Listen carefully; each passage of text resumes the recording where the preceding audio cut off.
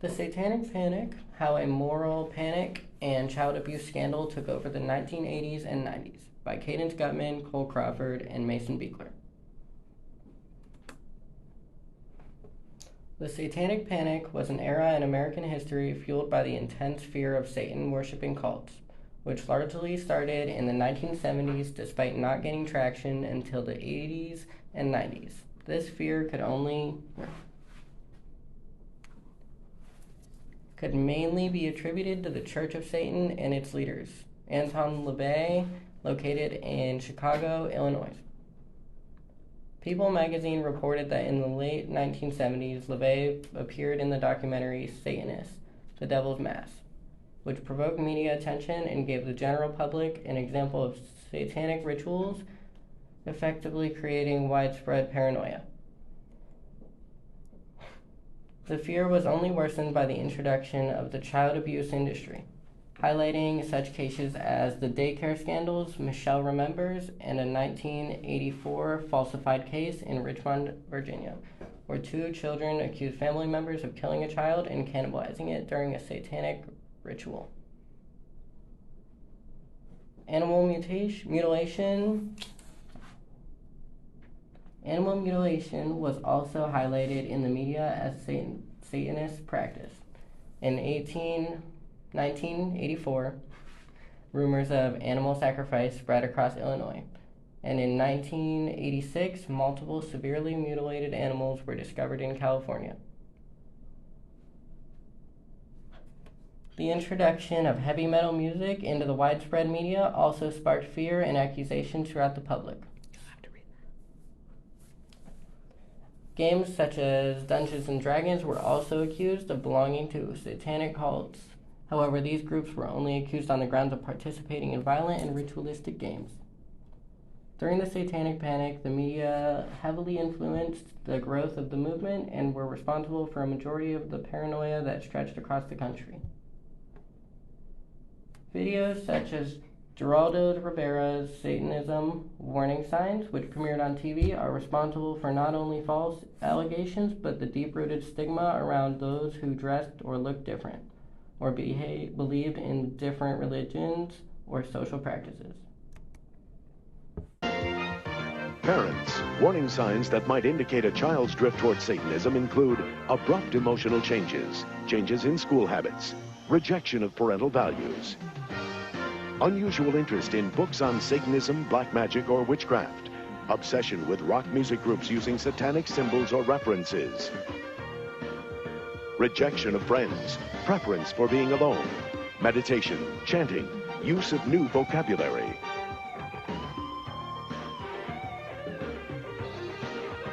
The Geraldo Rivera special, Devil Worship, will continue.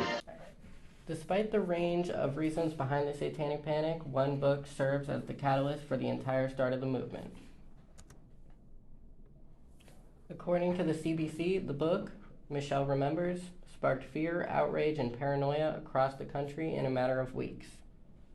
Michelle Smith, an unassuming housewife, underwent psychological treatment after she suffered a miscarriage under the care of Dr. Larry Pasdar. Smith went under recovered memory therapy, a psychological tactic which has been discredited once she recovered her memories. Smith claimed that her mother gave her away to a satanic cult as a child, and for 14 months she would be held captive and tortured, witnessing ritual murders and mutilations, many involving babies. Smith and Pasdar made headlines and became media sensations upon the release of Michelle Remembers. Pasdar and Smith also became known as Satanist experts and consulted on cases across the country. They have been discredited along with their book. Michelle Remembers was just the first of many child sexual abuse scandals to shake the nation during the time. In 1986, prosecutors charged 7 employees from the McMartin preschool with more than 100 counts of child molestation and conspiracy. The case became a national spectacle and was pursued despite growing doubts in the accuracy of the claims.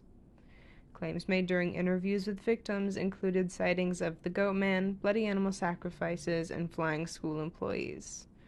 All allegations were eventually proven falsified by the original victims. The Martinsville Nightmare.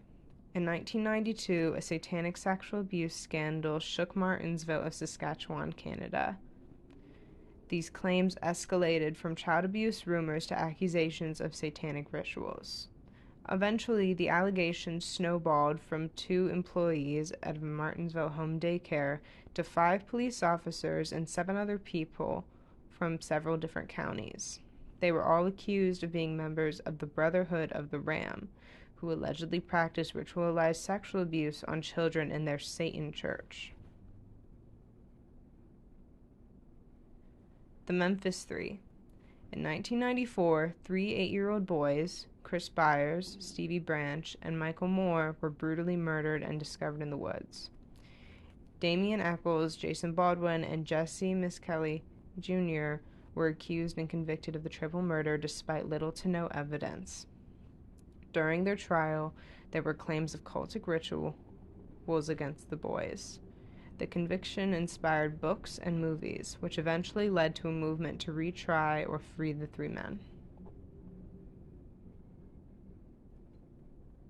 The end of the Satanic Panic. Although some skepticism of the satanic ritual abuse scare and the idea of a satanic cult began during the 1980s, it wasn't until the mid-1990s that skeptics became more frequent than believers. During this time, several criminal trials during which a person was accused of satanic activity were acquitted or overturned.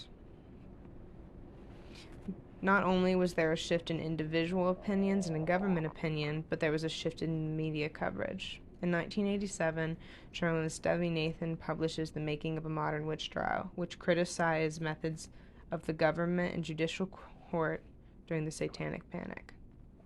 In 1990, the McMartin case ended, and District Attorney Alan Rustibin conducted an independent investigation of the ritual abuse allegations against the staff of Breezy Point Daycare in Bucks County, Pennsylvania, concluding that none of this ever happened and dropped all charges. In 1992, the FBI wrote a formal report discrediting the satanic ritual abuse scares, effectively ending a majority of the beliefs. The Crucible, the Satanic Panic, and the Red Scare. In both the Red Scare and the Crucible, fear was increased by false allegations, which led to the detriment of many people's lives with unsubstantiated evidence. For example, people being accused were promised to be treated better if they accused other people who were witches. If someone does not conform to the accusations, their life is essentially ruined. And both witch hunts were either spread through rumors or by word of mouth or media. Modern witch hunts.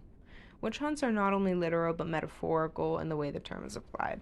A witch hunt can be categorized as any event in which a certain community is persecuted on baseless claims.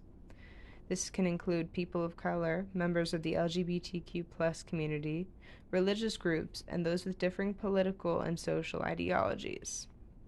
The Red Scare and Satanic Panic. While accusations during the Red Scare were partially out of a need for power, they were also made out of fear, similar to the Satanic Panic.